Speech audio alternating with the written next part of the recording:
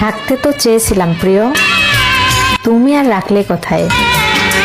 প্রথম প্রথম আগলে রেখে শেষমেশে ফেলে দি।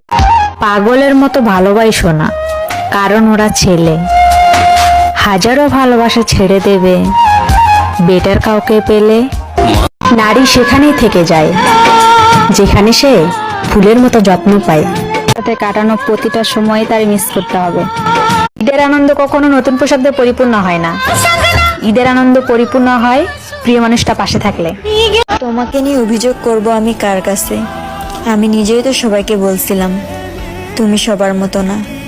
আসলে একটা জিনিস কি জানো, সময়ের সাথে সাথে গাছের পাতা পুরনো হলে যেমনি ঝরে পড়ে, ঠিক তেমনি মানুষও যে মানুষকে ভুলে যায়, সেটা হয়তো তোমার মতো মানুষকে ভালো না বাসলে কখনোই বুঝতাম না। কি পরিমাণ অভিনয় যে তুমি করতে পারো, তোমার আর আমার মাঝে আজ কত দূরত্ব। সময়ের সাথে সাথে আমাদের বিচ্ছেদ হয়নি, কিন্তু যোগাযোগ চললেও আমি বুঝতে পারি যে তুমি আমাকে অবহেলা করো বা তুমি আমাকে মূল্যায়ন করো না।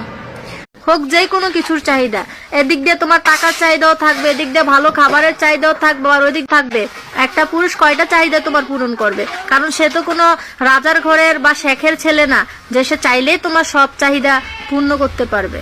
অনেক ধরনের কথাবার্তা বলে। আবার দেখা যাচ্ছে যে একটা চাকরির স্ত্রী খুবই ভালো তখনই হয় যখন সে ভাবে যে আমার স্বামী বিদেশ আছে, তাতে কি হয়েছে, সে তো আমার পাশে আসে, সে আমার জন্য কষ্ট করতেছে, আমার জন্য পরিশ্রম করতেছে। তার সুখ মানেই তো আমার সুখ, আমার দুঃখ মানেই তো তার দুঃখ। কে কি বললো না করলো